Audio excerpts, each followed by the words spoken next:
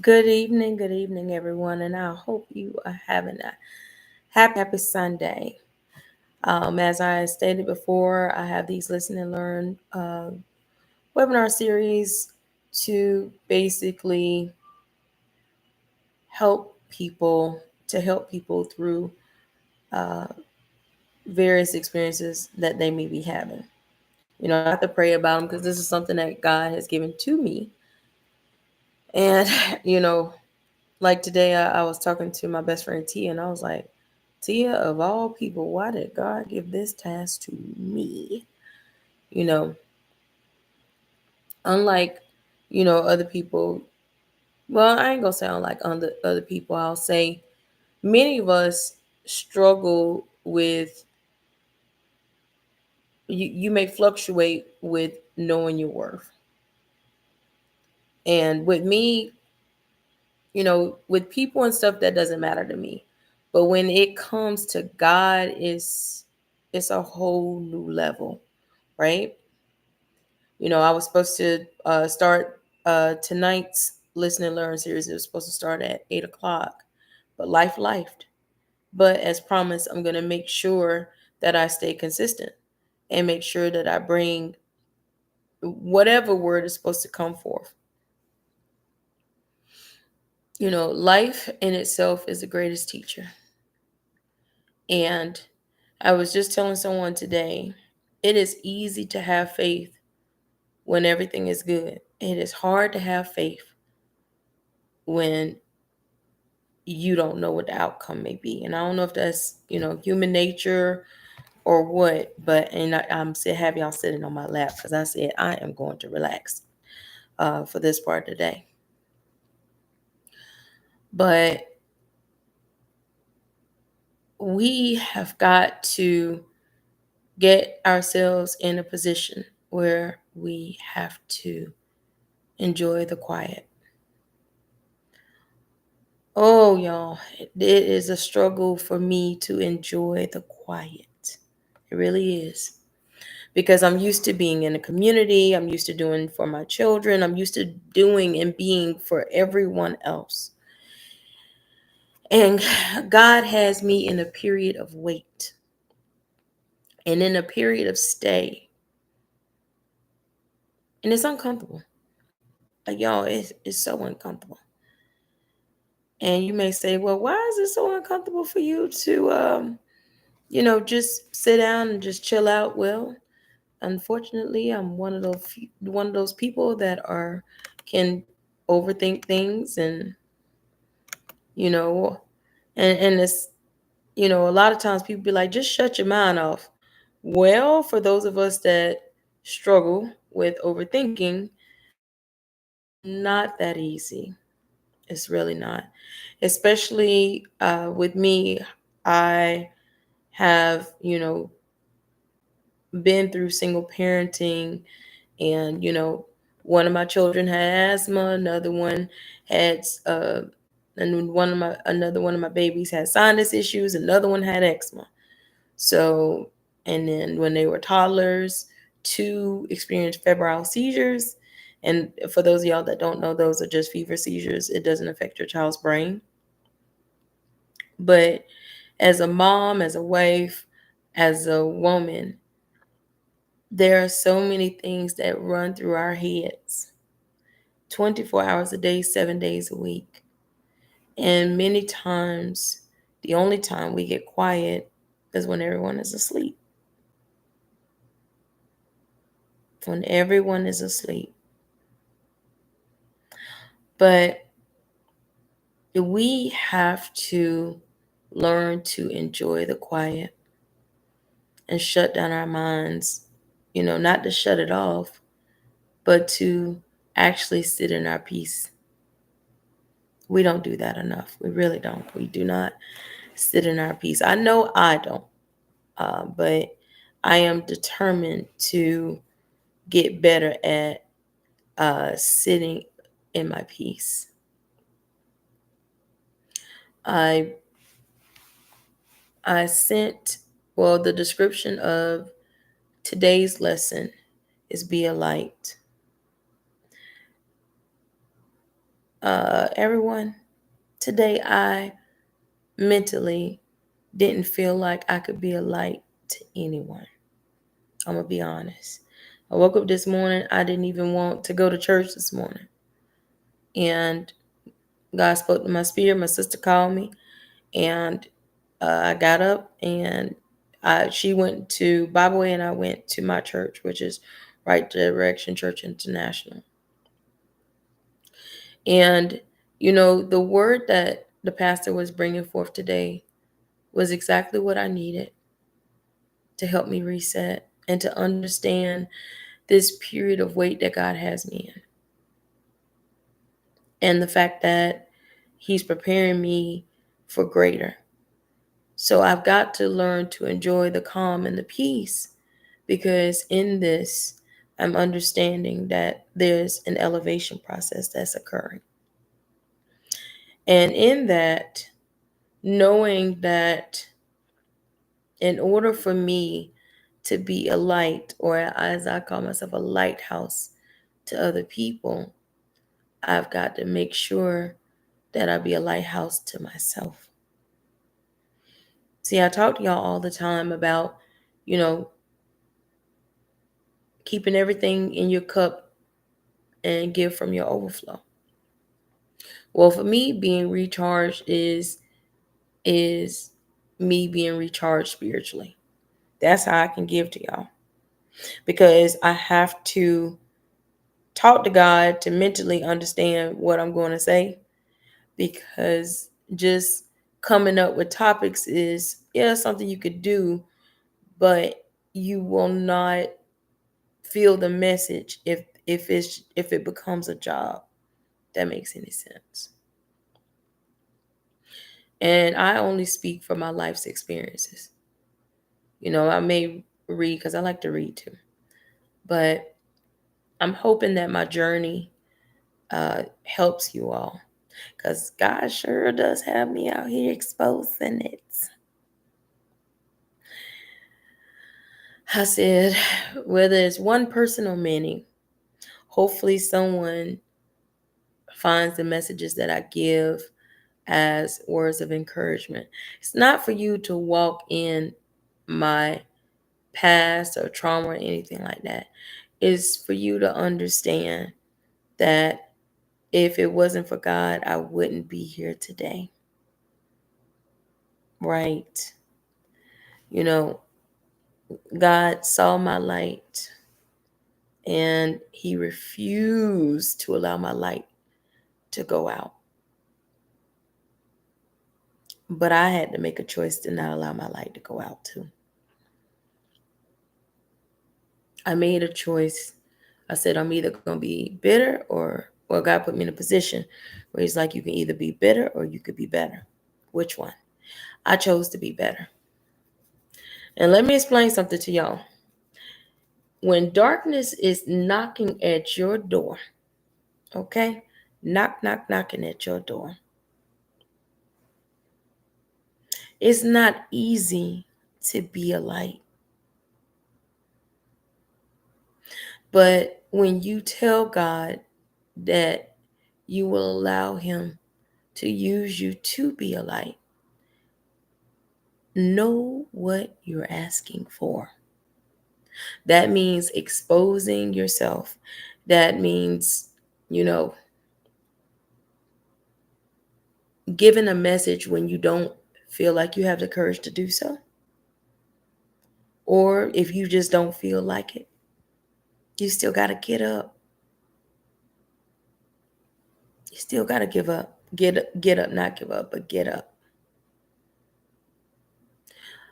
This week has been a very trying week for me. And, I had 2 deaths in my family. And, some things happened with my children. And, things happened on the job. Other things happen with friends and family. And just life has been lifing. But one thing that I've learned through all of this week is that praise in the midst of my circumstance is my very deliverance. Seriously. Seriously. Praise has been my deliverance. I had to turn on some gospel music. I had to read. I had to go to church. I had to really go to war because my spirit was unsettled with all of the craziness that was going on. And then I asked God, why do you want me to be the one to deliver these messages to these people? I don't know whether or not anybody's listening, but whether you are or not, these words hit your ears. Just know that I refuse to be like Jonah in the whale, and I chose to listen to God, and I'm happy for it. I am. It definitely gives my life purpose. And I'm gonna give y'all a walk through. Like today, I thought it was just a normal day, go to church, whatever, whatever. And when I did that, you know, I had some things that a friend of mine could use, and I've been holding on to them for months. Didn't even know why. Somebody gave them to me, and I was able to bless her with them, and she blessed someone else with them. That was one thing. Second thing that happened,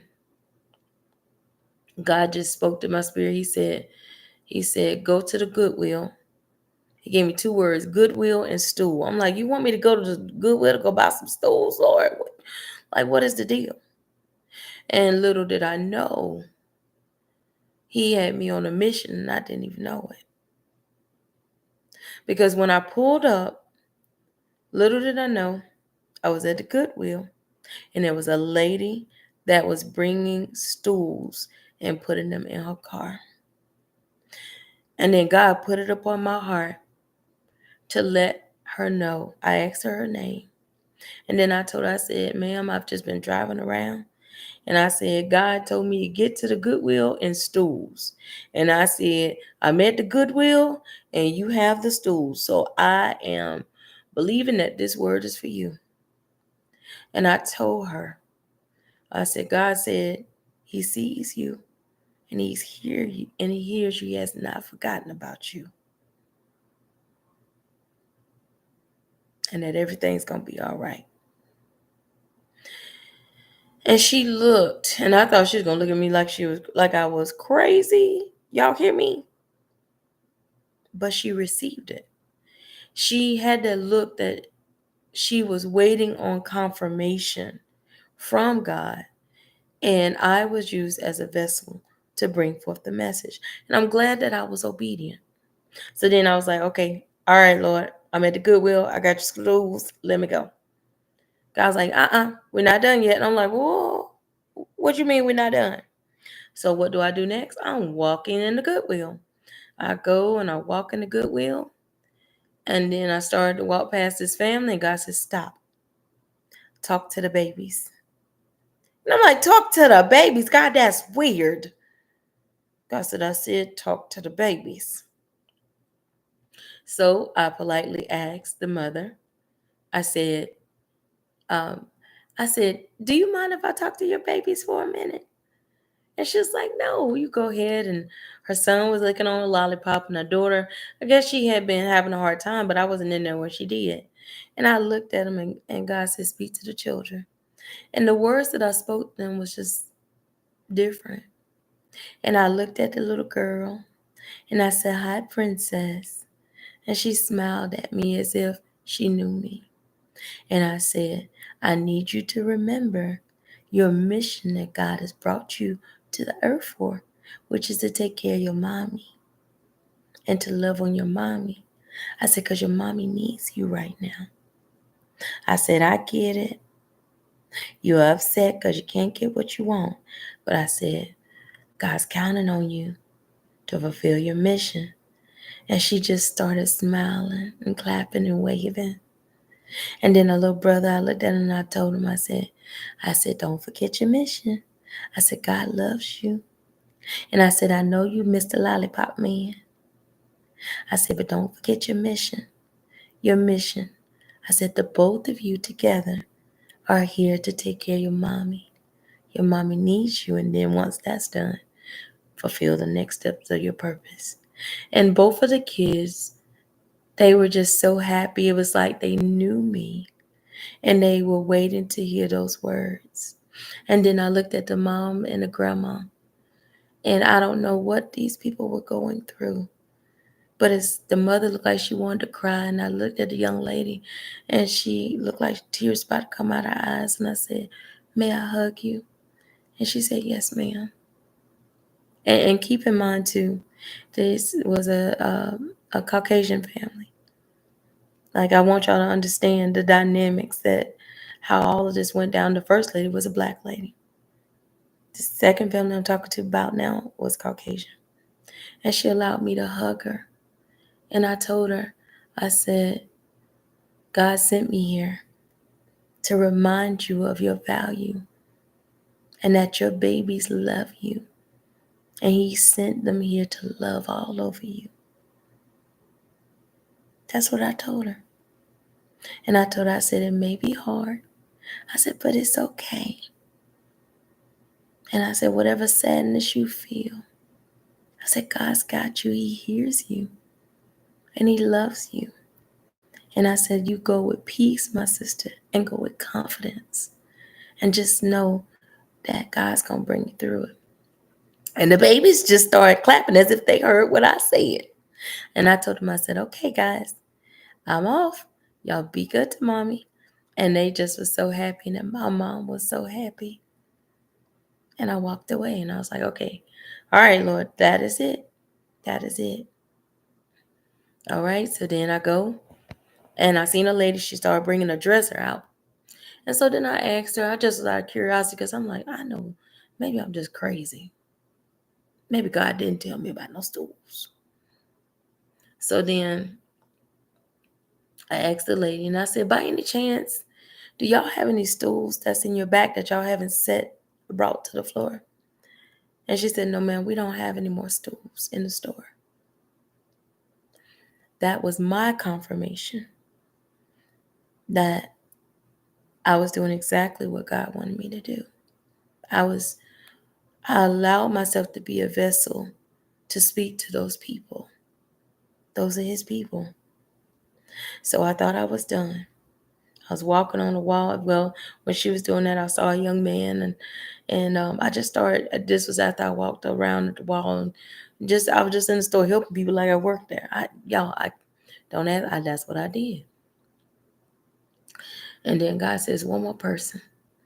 And then I stumbled across him. It was a young black man. I'll say he probably like in his 30s maybe. And I saw him looking at some pants and saw him looking at stuff and kind of like second guessing. And I said, if those are the pants you like, I said, you have very good taste. And I said, whatever it is, I said, you gonna get it. I said, just get whatever you want. And I said, it's gonna be what you need. I did not realize that God was setting me up to be a blessing to this young man's life. Because I went and I walked around the store, minding my own business, and I was getting ready to leave. And I promise y'all, it's like my feet became cement. So I turned around, and when I turned around, the man was at the register. And I was looking at some stuff, and then I heard him say, can you give me a discount on this? Because all I have is such and such. And the clerk told him that he couldn't do so. The price basically was the price, which I understand. And so I just moved in position, because it's like my feet came from being cemented to the ground. And I just was like at the register, I'm like, okay, God, am I having to talk to this person at the register? Like, what are we doing now? Because there's nothing in here I need to buy. And when I heard it, I looked at the other man and I said, how much is his bill? He said, $9.90. I said, okay. And I paid for it. And I walked out the door and I said, y'all be blessed. Do y'all not know that young man ran me down?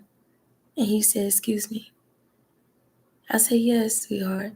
He said, may I hug you? I said, absolutely. And I hugged him. He said, "You don't even realize what you've done for me." He was down to his last. He said, "You don't even realize." And it looks like he was starting over or just trying to just get some clothes possibly for an interview or a job or something. And to me, it wasn't much, but to him it was. And that just reminded me that it's the little things sometimes that we think are insignificant and they make the biggest impact. And I gave him a hug and then God just spoke through me and I said, no matter what you've been going through, or no matter what has happened in your life, God has got you. And all you got to do is start. And I hit him on the belly. I pat him on the belly. And I said, okay, young king, I said, you put your head up and you go with grace. And I, I don't know, y'all. It's amazing. And then the last person was my nephew, and I talked with him because he had some ordeal where he got in a little trouble at school or whatever, and he's getting ready to. We got him prepared to go to a military school, and he gonna be good. But just tears just rolled down my eyes when I told him how much I loved him, and I want to see him win.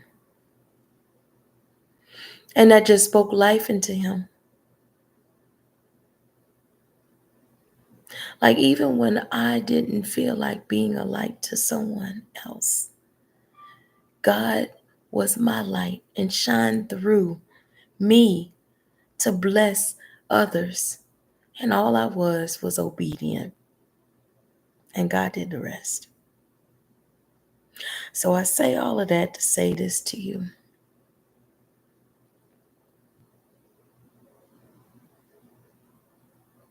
Although you may not feel worthy to do what God has called you to do, be of good cheer. And just know that you were handpicked by God. Because one, you were strong enough to go through whatever it is. And two, you have a pure heart and a pure soul, full of light and love. And God wants to use you so that it can be contagious and we can spread it amongst the world. So don't be afraid to be who you are. Be courageous. Have the courage to stand and to overcome your fear. Most of us struggle with rejection a lot. But it's all right because there's even blessing in the rejection. I want y'all to know that. God sits high and looks low. And as long as God is glorified in each and every situation in our lives, we're good. Now I tell y'all all the time, that's why I tell God, why you use me? Because you know, Lord, I'm a work in progress. But he says, because that's what I want. I need someone that's going to have a transparent journey so that people can understand that I meet you where you are.